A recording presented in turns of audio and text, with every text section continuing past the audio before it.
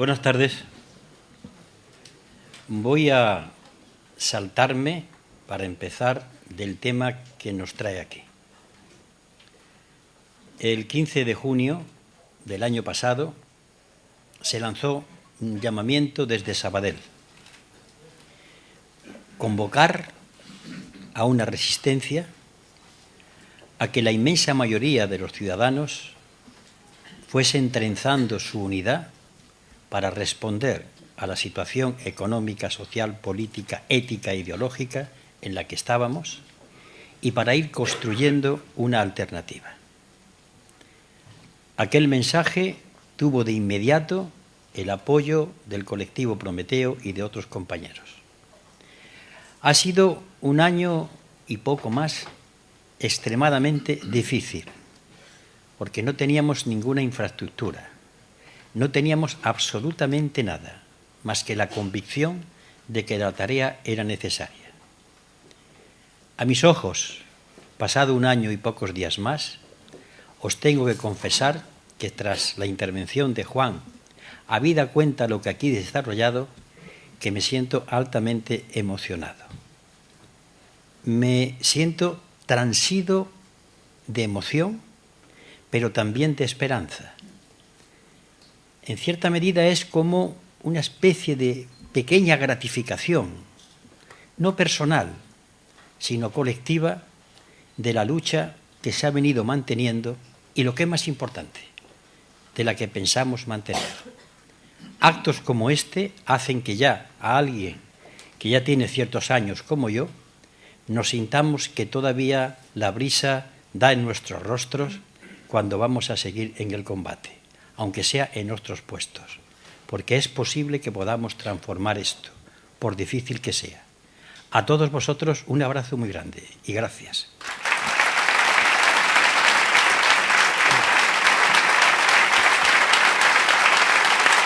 Bueno.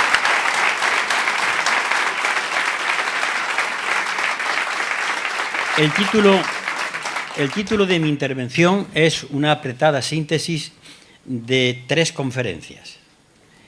El intentar resumir esas 3 conferencias en los minutos que se me dan, con la advertencia que le he hecho a Juan de que me dé con el pie, pues es un esfuerzo que seguramente no culminará con que todos puedan entender lo que uno quiere decir, pero para eso está el coloquio. El tema de la conferencia Ética y Política produce inmediatamente una viva controversia. Por eso quiero hacer 2 comentarios previos. Cuando hablamos de ética y política, automáticamente nos encontramos en la población, en la inmensa mayoría de la población, ante la constatación, según ellos, de que son 2 conceptos antitéticos, excluyentes. Donde hay ética no puede haber política, y donde hay política no hay ética. Esto lo dice todo el mundo. Es más, lo dicen hasta los propios políticos, gentes que están en el seno de la administración, cuando se defiende que la política consiste en lo que decía Jean-Paul Sartre, le main sale, las manos sucias. Hay que mancharse por hacer algo. Pero lo curioso de este concepto de que la ética y la política son 2 concepciones antitéticas, lo vienen manteniendo una parte de la población y sus representantes que se presentan a elecciones en nombre del apoliticismo. Se presentan en nombre del pueblo, que no entiende de ideologías, que no entiende de partidos políticos y que se entiende de que las ideologías es algo a desaparecer y que lo que impera es la eficacia. Ejemplo emblemático de todo esto fue Gil en Marbella y su continuidad en muchísimos sitios más. Pero este mal ya ha llegado a las formaciones políticas, para empezar a las de la derecha, donde dicen que esto no es una cuestión política. Ya saben ustedes, o ya sabéis vosotros, que el propio Franco le decía a uno de sus ministros: haga usted como yo, no se meta en política. Dicho por un jefe del Estado, explicita toda una visión de lo que se entiende por política. Pero además, cuando se plantea la eficacia como reñida con la ideología o reñida con los valores. Yo he estado en un debate en la Fundación Canal hace año y medio con el que fue consejero de Economía y Hacienda de la Comunidad de Madrid, y me espetó mire usted me habla de derechos humanos y a mí eso es una cosa como que me hablase de política. Lo importante es la economía. Esta visión es la que en estos momentos está imperando no solamente en el poder que domina, sino en una parte muy importante de la población.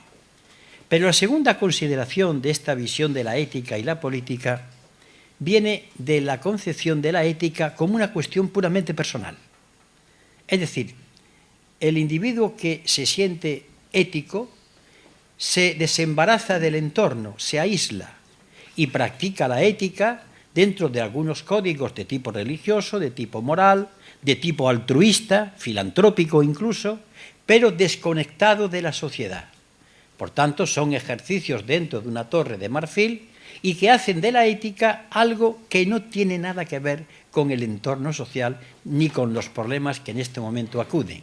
Es la filosofía de algunos santos, no todos, es la filosofía de estas figuras incorruptas que no se mezclan con la realidad y practican una ética de laboratorio, de vitrina, de museo. Pero esto que es así, conviene abordarlo desde un aparato conceptual o de aproximación que, armado de paciencia, vaya trenzando el discurso de lo que entendemos por ética y cómo eso está ligado a la política. El dilema es viejo, muy viejo, pero si queremos hacer una pequeña aclaración, empezamos con Kant. Don Emmanuel Kant planteaba que la reconciliación entre la ética y la política es difícil y que desde luego sobre el papel la cuestión está clara, pero en el ejercicio y en la práctica es una tarea difícil, pero que hay que estar permanentemente intentándolo. Quien llega a una conclusión un poco desesperanzadora es Max Weber, cuando distingue entre la ética de las convicciones y la ética de la responsabilidad.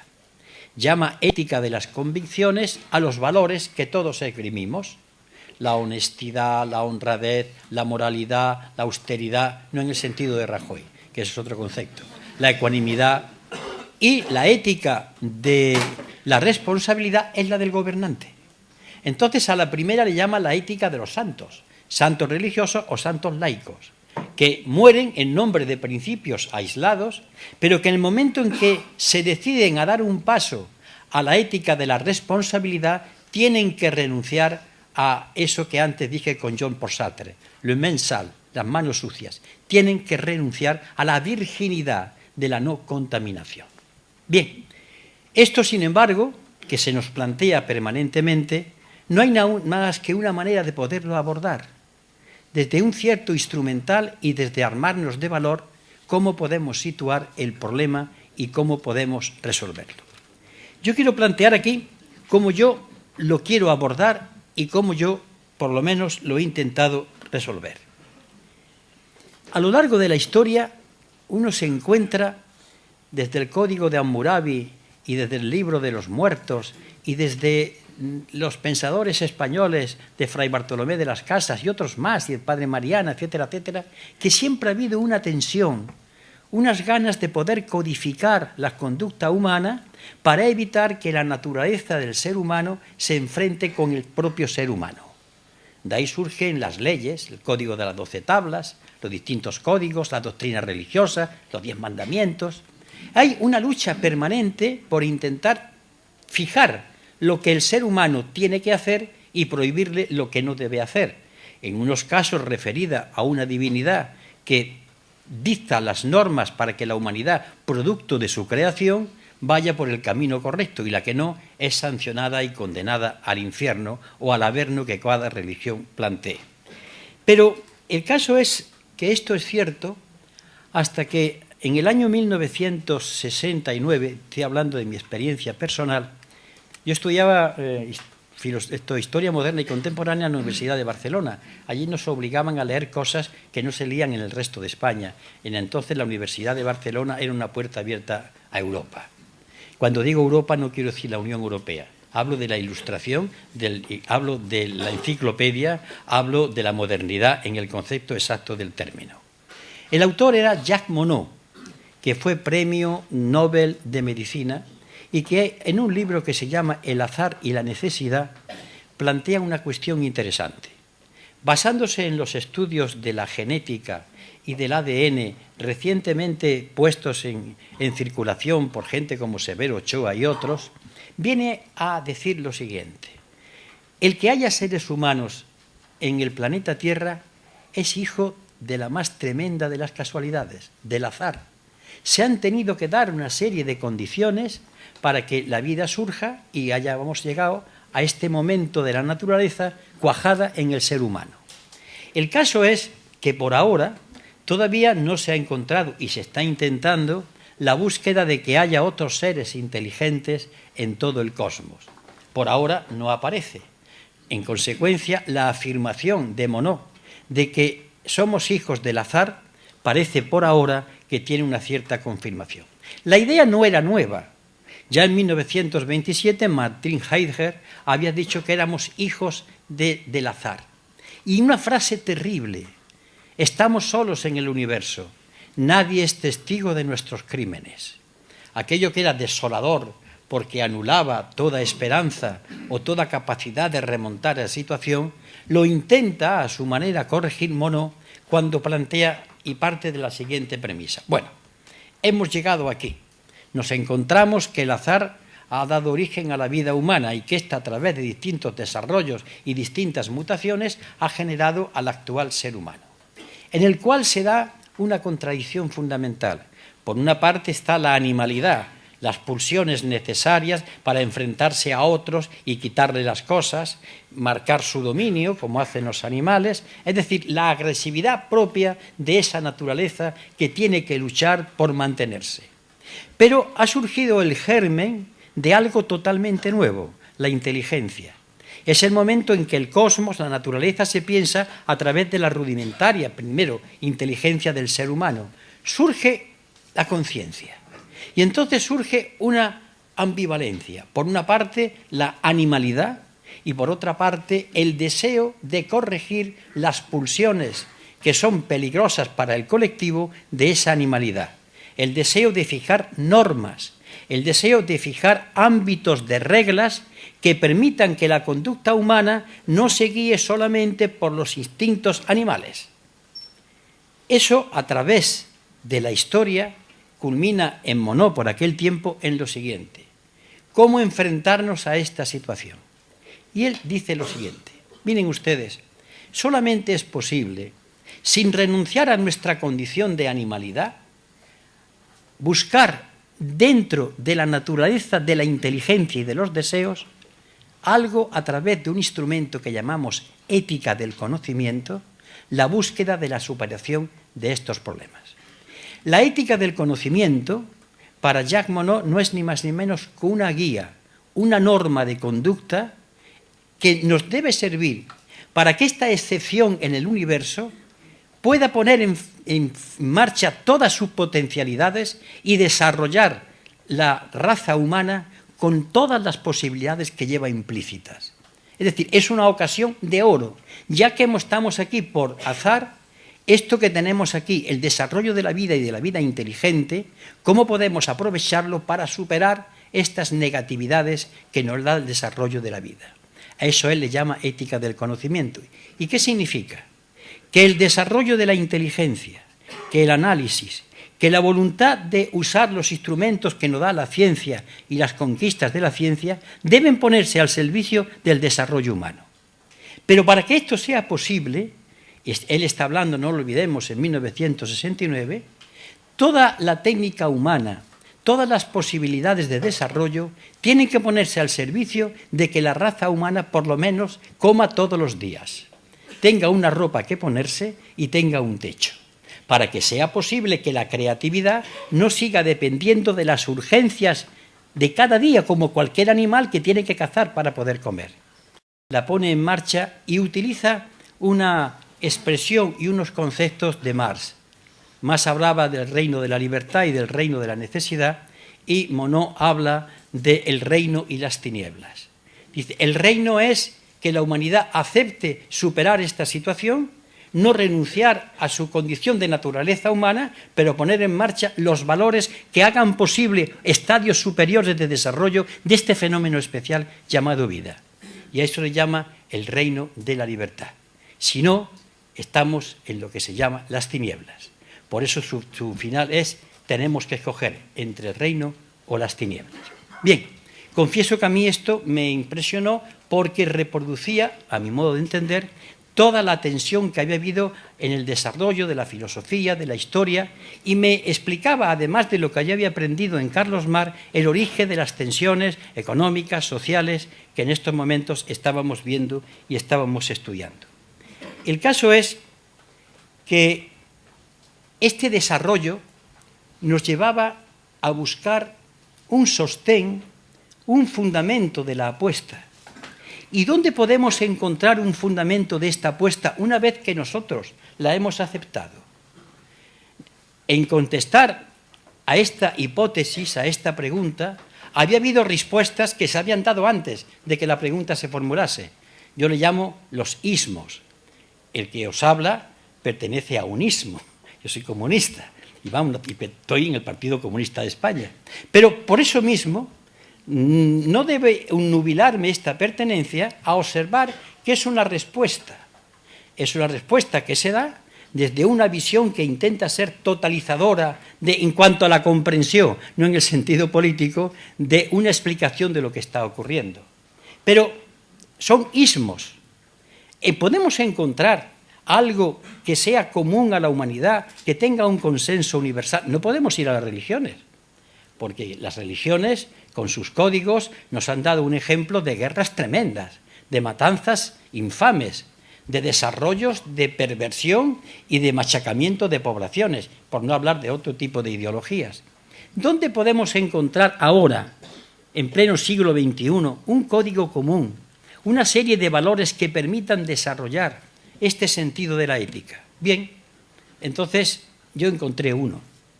Encontré uno porque yo pedía primero que sea universal, que esté universalmente aceptado por todos los países de la Tierra. Lo encontré. Que tengan valores que resuman toda la lucha que se ha reflejado en la historia a través de los siglos. Creí que lo encontré ahí. Que tenga además la capacidad de concitar la adhesión de los seres humanos en su búsqueda de buscar mejores condiciones de vida, pero para a través de ellas llegar a ese desarrollo que planteaba Monod hacia el reino.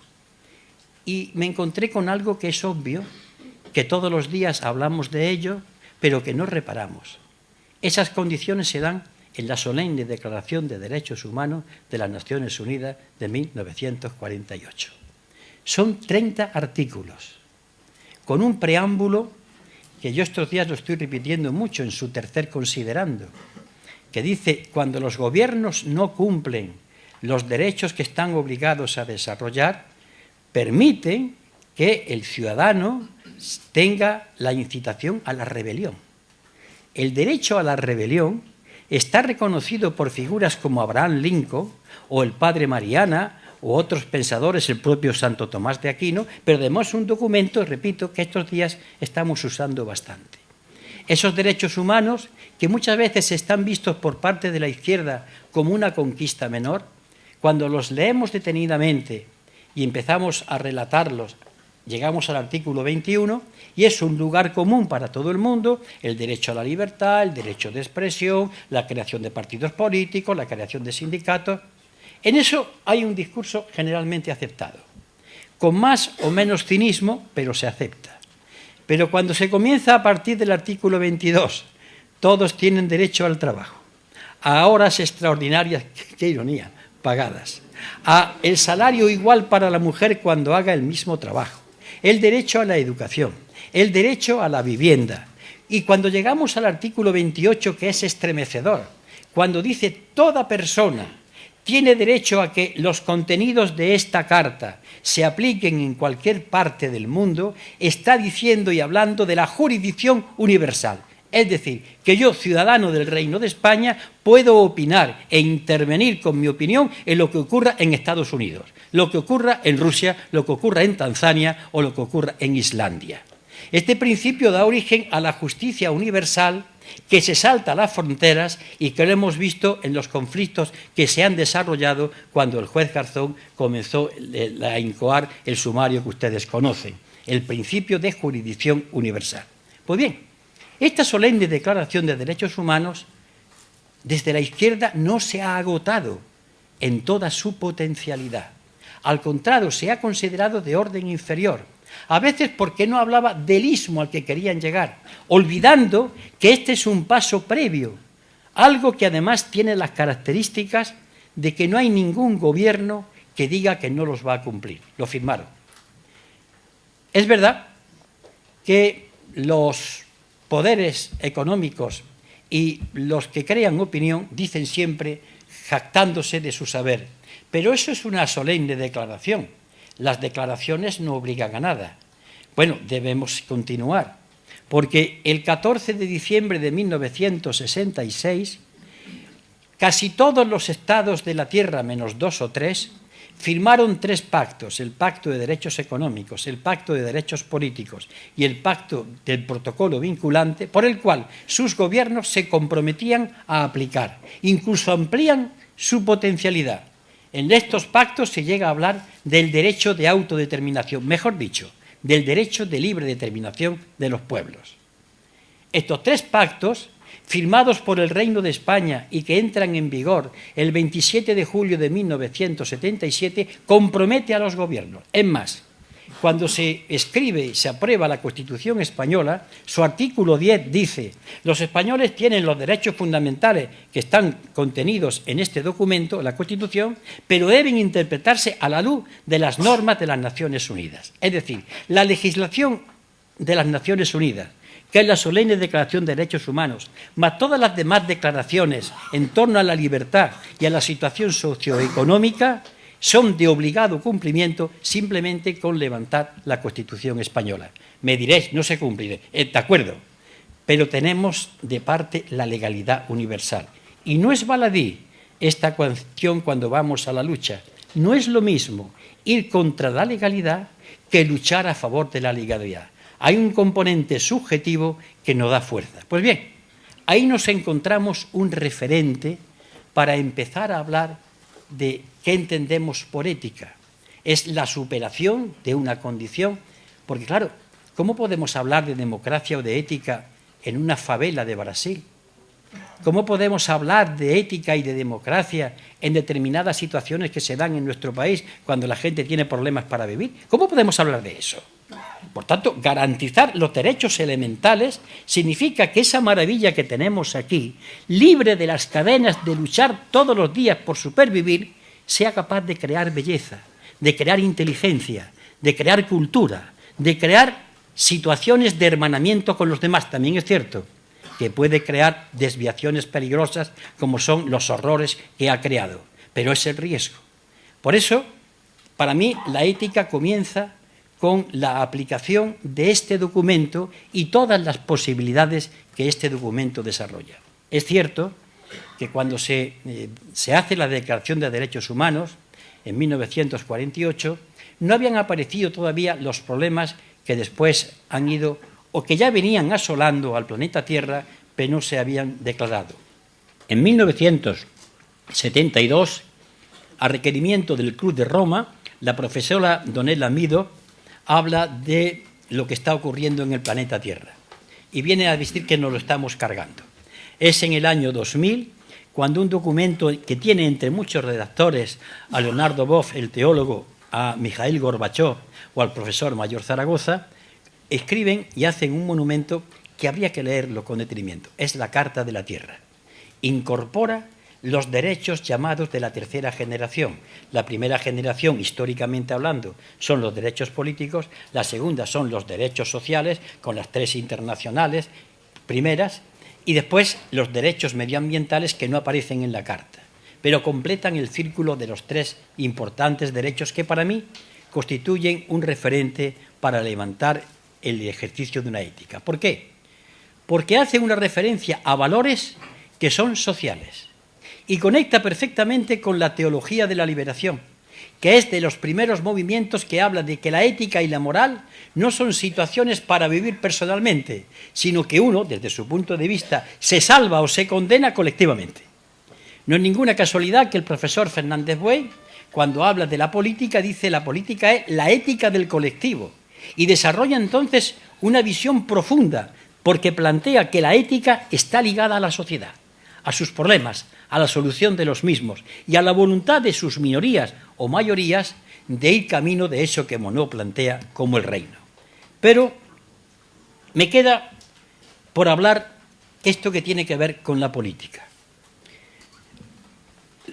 La política, a principio de la filosofía griega, con Aristóteles, pues la filosofía se dividía en 3 campos de conocimiento. La física, que era el conocimiento de todo, hasta que ya vino el saber humano especializándose, pero todo era la física. La lógica, que era el mecanismo de desarrollo de la inteligencia en la búsqueda y la indagación, la especulación en la búsqueda de algo, y después estaba la ética. Y cuando Aristóteles y otros hablan de la ética, tienen dentro de la ética la política. Entonces, de aquella época, ética y política están ligados de manera indisoluble. Es decir, que la política forma parte de la ética. De ahí la definición del profesor Fernández Buey y también de ahí el desarrollo o la lógica de lo que estoy desarrollando. Ahora bien, ¿qué entendemos por política?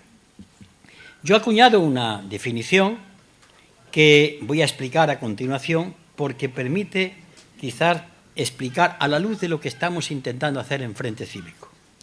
Llamo política a la interacción normalizada y reglada de las distintas subjetividades que tienden a objetivar, superar y resolver los problemas y conflictos de cualquier sociedad, o en su caso, a mantener y reproducir el orden imperante. Vamos a ver. Todas las opciones políticas y filosóficas son posiciones subjetivas. Todas parten de una serie de valores. ¿Cuándo las posiciones subjetivas se interaccionan? ¿Dónde? En el seno de la sociedad. En el seno de la sociedad, las distintas posiciones subjetivas se relacionan. Pero ¿cómo se relacionan las distintas posiciones subjetivas? A través de problemas concretos. Y, por tanto, ante un problema social, vamos a coger los 3 ismos esenciales. Un socialista, un comunista, un anarquista u otros, tienden desde su posición ideológica, que no es tan varia porque son del campo de la izquierda, digamos un neoliberal, tienden desde su posición subjetiva a objetivar el problema. ¿Cómo se resuelve el paro? ¿Cómo se resuelve la dependencia? ¿Qué problemas hay en la sanidad? ¿Qué problemas hay en la educación? ¿Qué problema hay en la inmigración? Es decir, desde su visión subjetiva tienden a reproducir el objetivo en esa interacción. ¿Para qué? Para intentar superar la sociedad del presente o para intentar mantenerlo, que es el caso del neoliberalismo. Pues bien, cuando esto es así, y entendemos entonces cómo la ética y la política están relacionadas en un todo indestructible, es cuando podemos ya entonces, perdonadme la galopada, me estoy saltando porque esto es bastante extenso, me estoy saltando párrafos enteros y conceptos enteros, es cuando podemos, para terminar, desarrollar una serie de ítems, diríamos como pequeñas consignas que nos permiten hablar de la ética y de la política. Para empezar, la ética y la política son consustanciales con la sociedad. No se pueden separar, en absoluto. Se podrán violar, olvidar, marginar, pero a costa de parcializar el conocimiento. En segundo lugar, lo que dijo el profesor Fernández Buey, la política es la ética del colectivo. ¿Y cómo se desarrolla esto en el campo de la política? A través de una serie de normas, de actitudes, que le vais a poner vosotros el orden que queráis. Yo le voy a poner el orden que tengo aquí puesto. La primera, en estos momentos, para hablar de la ética en política, es decir la verdad. Es cuando hablamos del discurso profético. Yo cuando hablo del discurso profético, inmediatamente me miran, ya está, ya bajó de la nube y nos va a contar sus visiones tremendas. No saben lo que es el discurso profético. Los profetas de Israel no eran seres alucinados que habían bebido pócimas, sino simplemente personas que por relacionarse con el poder veían cosas que la gente no veía. Bien porque habían estudiado, bien porque se habían relacionado con otra gente que sabía, o bien producto de sus reflexiones. Y habían llegado a una serie de conocimientos de deducciones que comunicaban a su pueblo. Pero es curioso, y permitidme la ironía, el pueblo los apedreaba. Muchas veces los profetas de Israel eran apedreados por ese pueblo. En la Biblia hay ejemplos que nos sirven todavía. Yo, que no soy creyente, es un libro de referencia, porque es un libro, no creáis que todo es religioso, ¿eh? Hay de todo en esa Biblia, pero es muy ilustrativo. Por tanto, el discurso profético no es ni más ni menos que decir hoy, oigan ustedes, o escuchad, compañeros, no hay solución con las medidas económicas que está tomando Rajoy. Ya está. Que no la hay. No la hay. O cuando Pedro Montes, luchador desde un tiempo inmemorial con el tema de Maastricht y la posición ante la Unión Europea, es el discurso profético.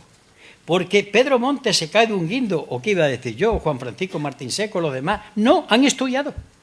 Y al estudiar y al encontrar, ven cosas que la transmiten a la gente. Otras cosas son los medios de comunicación, las cosas que están mediando, pero son políticos honestos y éticos en la medida que lo que ellos ven se lo transmiten a la gente para comunicarlo.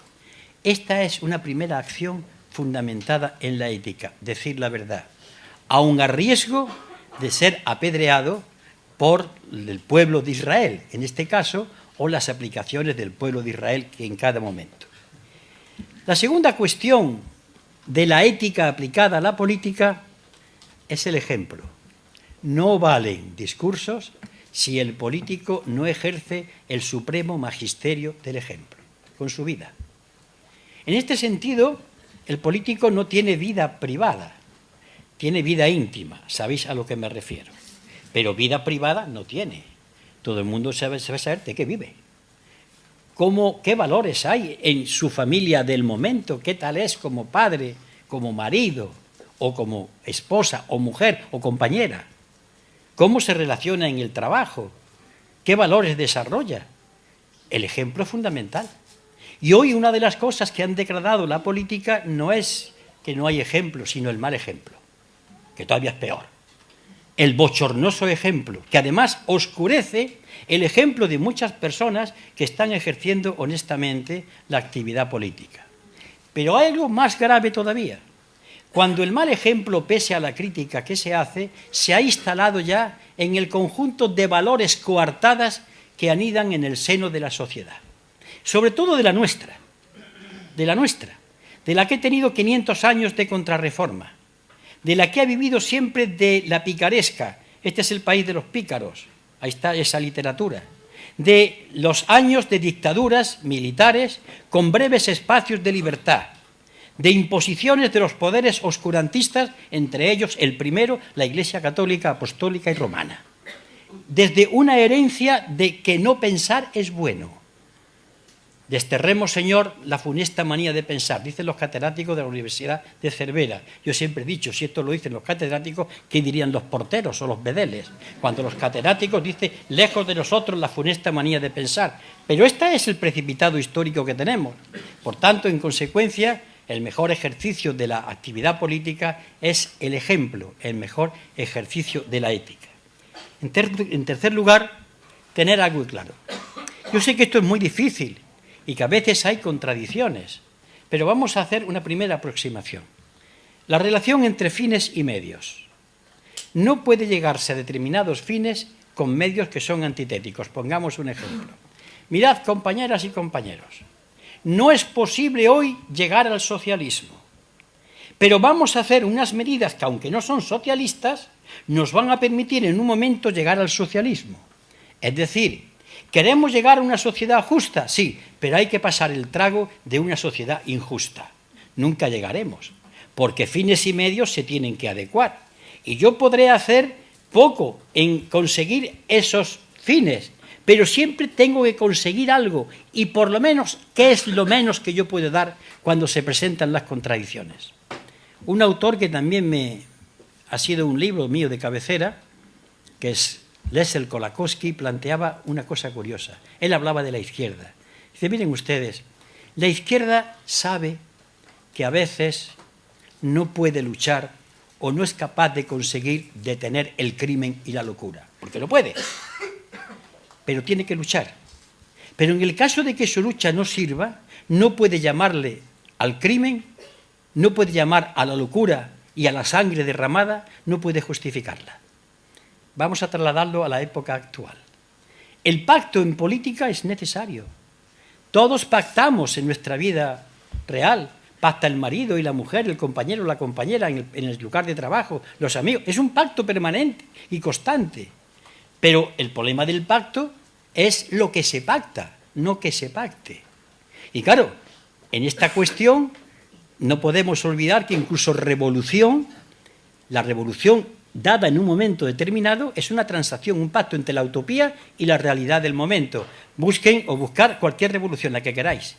Es el pacto resultante entre el ideal que se busca y la realidad concreta del país que ha hecho una revolución. Luego el pacto es inherente, pero el pacto hay que llamarle pacto, no hecho revolucionario, no conquista avanzada de la democracia, y no quiero poner ejemplos porque está en la mente de todos. Es decir, hemos tenido que pactar por esto, pero no es un triunfo arrollador de la democracia o de nuestras ideas. Es decir, lo que no podemos en nombre de la ética es dar un nombre distinto a algo que hemos hecho por necesidad objetiva y porque hemos entendido que no podía hacer otra cosa, pero por lo menos digamos lo que es la realidad de ese momento. Esto es la adecuación entre fines y medios y, sobre todo, la manera de explicitarlo cara a la opinión pública. En la ética y la ética política, y por mor del primer principio que dije del discurso profético, hay que traer aquí a un maestro del cual no sabemos nada más que lo que nos contó Platón. Pero fuese así o no fuese así, el personaje que se ha creado a lo largo de la historia es un personaje que debe servirnos, por ejemplo, me estoy refiriendo a Sócrates. Sócrates y su mayéutica, cogida de la profesión de la madre, que era partera, él decía una cosa que en nuestro frente cívico nos debe servir para actuar. Venía a decir, la gente no sabe qué verdad es.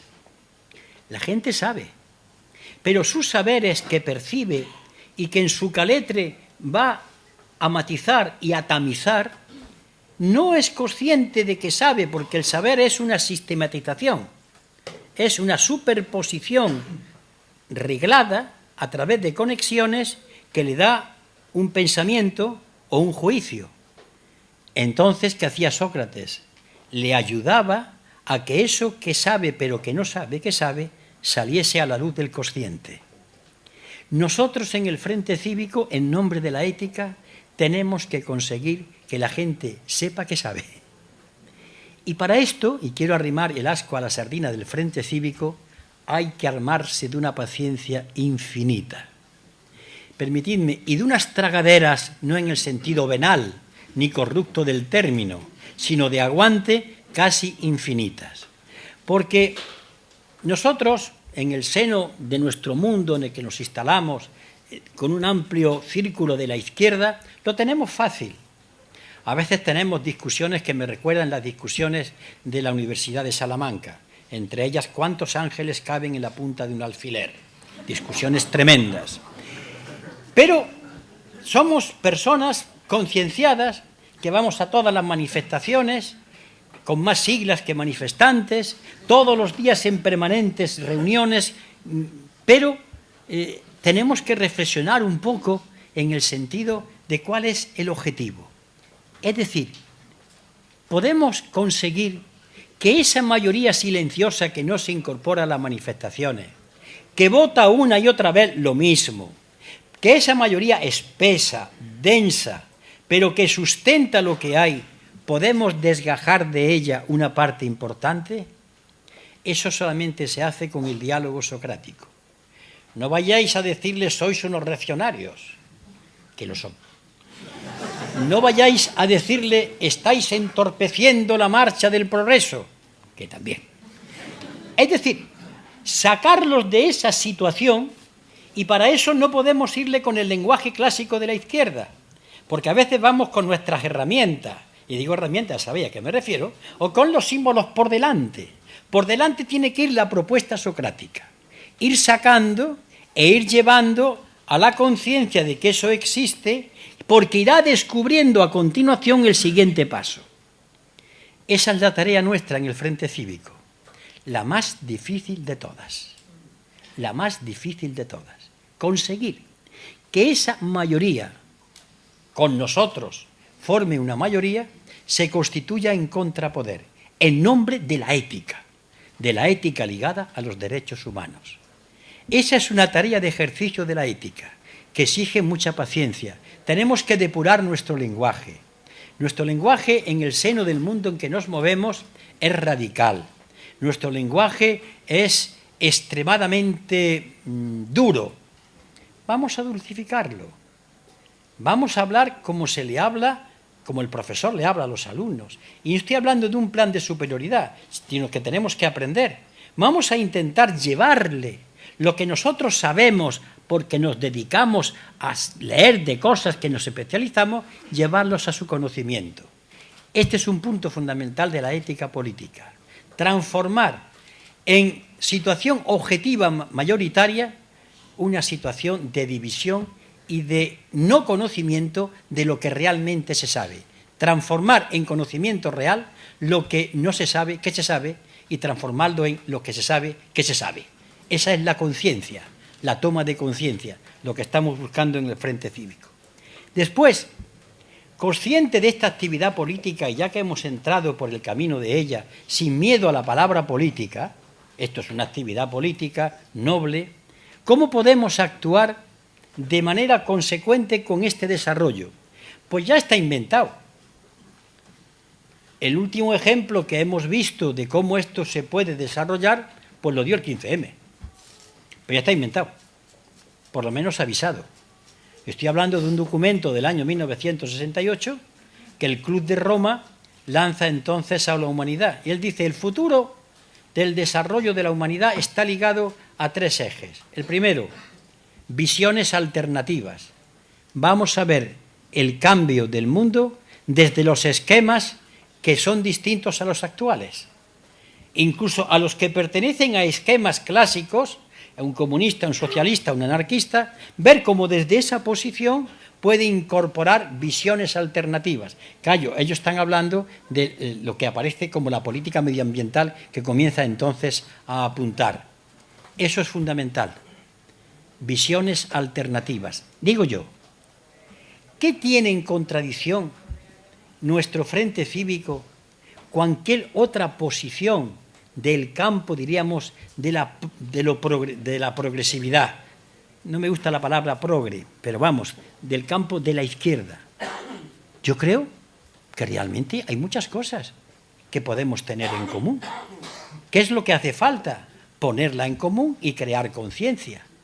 Por tanto, crear redes no es ni más ni menos que la conexión posible para que se establezca que todo el mundo conecte y ponga en común sus programas, sus propuestas y sus creencias y sus valores. Por eso el Frente Cívico tiene que ser fundamentalmente una creación de redes. Una creación de redes organizada. Sin organización no vamos a ningún sitio, pero organizada en función de ese proyecto, no en función de un ejército espartano ni cuartelero, sino en función de ese proyecto. Es decir, lo primero es el proyecto y después la organización para ese proyecto. Pero el Club de Roma plantea también el hecho de que tenemos que decir la verdad. Ya he hablado antes de decir la verdad. Lo plantea como una condición sine qua non. Hay que decirle a nuestro pueblo la verdad. Y después, por último, plantea el ejercicio de la política como algo que la gente vea como una función, como un conjunto de ciudadanos que de manera, que diría yo, si no provisional, transitoria, ocupan el lugar de ejercer eso tan noble como es la función política. Claro, esto significa cambiar lo que da origen a la visión de la política como profesión. A mí se me hundió el alma a la cuestión de año y medio. Estaba yo dando una charla en la Facultad de Derecho de Córdoba y llegó la hora del coloquio y me dice un alumno, oiga usted, señora Anquita, me acabo de enterar que usted es profesor y que usted da clase, que es maestro de escuela y que ha dado clase de secundaria. Sí, y entonces usted, ¿por qué está en política? si usted tiene una profesión, ¿usted qué hace en política? Claro, uno tiene que explicárselo, pero aquel chico me estaba planteando lo que todo el mundo ve, que la política es una profesión. Y claro, hay que demostrar que no es una profesión, que es una dedicación en función de unos valores y de unos objetivos. Y que por tanto hay que combatir eso. Y combatir eso significa, desde los que militen en formaciones políticas y de nosotros mismos, armarse de paciencia y entrar en el colectivo ese y comenzar a levantar todas las coartadas que en ese mundo existen para dignificar la función política. Y es curioso, siempre hablan de dignificar la función política en base a tener un magnífico Mercedes, un magnífico salario y un tratamiento distante de los demás, cuando resulta que la función política se dignifica solamente con una cosa, con el ejemplo. Un alcalde, pongo un ejemplo, con un pantalón vaquero y una camisa, que vaya al despacho, hombre, menos cuando tenga que atender a un visitante ilustre, pero que dé el ejemplo de su vida y de austeridad, y austeridad no en el sentido de Rajoy, de austeridad en el sentido profundo de adecuar las necesidades y solucionarlas administrando lo que hay. Ese alcalde, por poner un ejemplo, tiene una autoridad tremenda, porque primeramente es el que cumple. Y esto en política es fundamental. Bien, he resumido el contenido de 3 conferencias en una.